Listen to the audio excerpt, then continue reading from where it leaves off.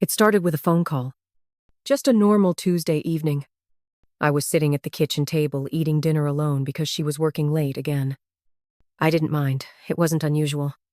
But when my phone buzzed on the table, the name that flashed across the screen wasn't mine. It wasn't her work colleague's either. It was a name I didn't recognize. She never let her phone out of sight. Never left it unlocked. I told myself I was being paranoid, that it was probably nothing. But I couldn't shake the feeling that something wasn't right. The message on her phone, as casual as it seemed, made my blood run cold. A simple, "I miss you. Can't wait to see you tonight." The words didn't lie, but they weren't meant for me. I didn't need to read any more. I didn't need to know the details. My chest tightened. A sinking feeling spread through me. I stared at the message, holding my breath, as if my lungs could take in enough air to push away the cold reality. I didn't confront her immediately. I waited until she came home. We ate dinner in silence, the tension thick between us. She kept glancing at her phone, like it had the answers I couldn't find. I wanted to ask. I wanted to scream. But I didn't. Instead, I waited for the moment when her lies would be exposed, when her guilt would finally break her. After we finished, I stood up to clear the table. She was still sitting there, lost in thought, eyes glued to the phone. And that's when it hit me, the realization that I wasn't going to get an apology. I wasn't going to hear the truth. She wasn't going to give me the closure I needed. So I did what I had to do. I walked away. Not dramatically. Not with anger. I simply grabbed my keys, my jacket, and walked out. Without a word. For the first time in months, I felt the weight of my own decision. I wasn't going to let her drag me into a life built on lies. I wasn't going to play second fiddle to someone else's secret. The apartment I rented was small, nothing fancy. But it was mine. And for the first time in a long time, I felt free.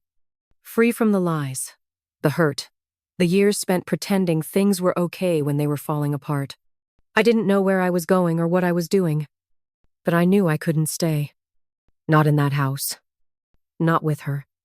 Days passed. I threw myself into work. I kept my distance from my friends, too. I didn't want their pity. I didn't want to hear "you deserve better" because it didn't change anything. What I deserved didn't matter anymore. What mattered was that I was finally free of her deceit. But then she started calling. At first I ignored it.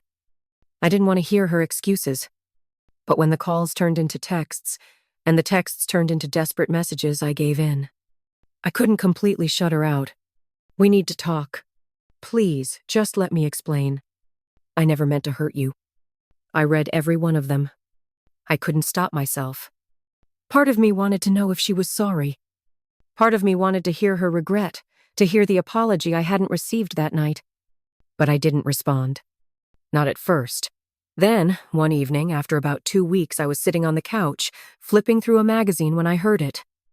A knock on the door. At first, I thought it was a mistake. A wrong address.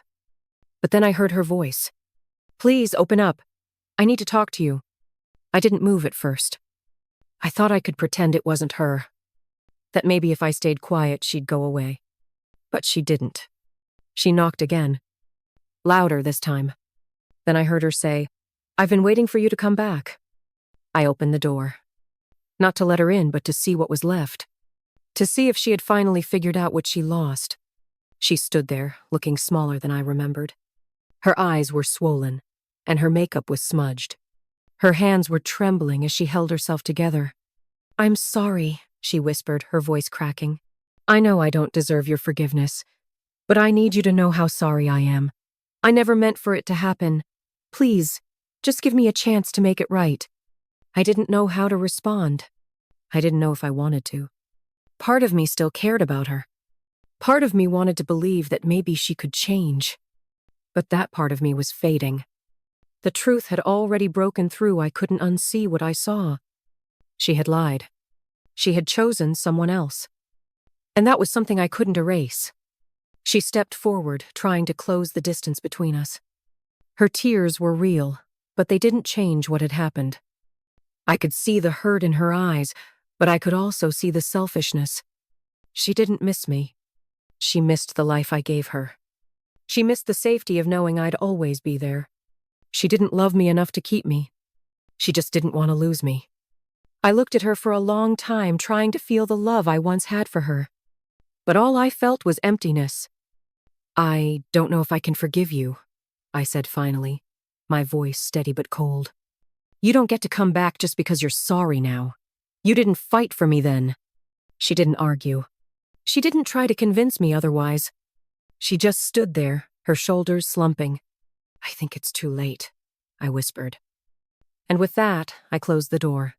For good. You don't get closure from the person who hurt you.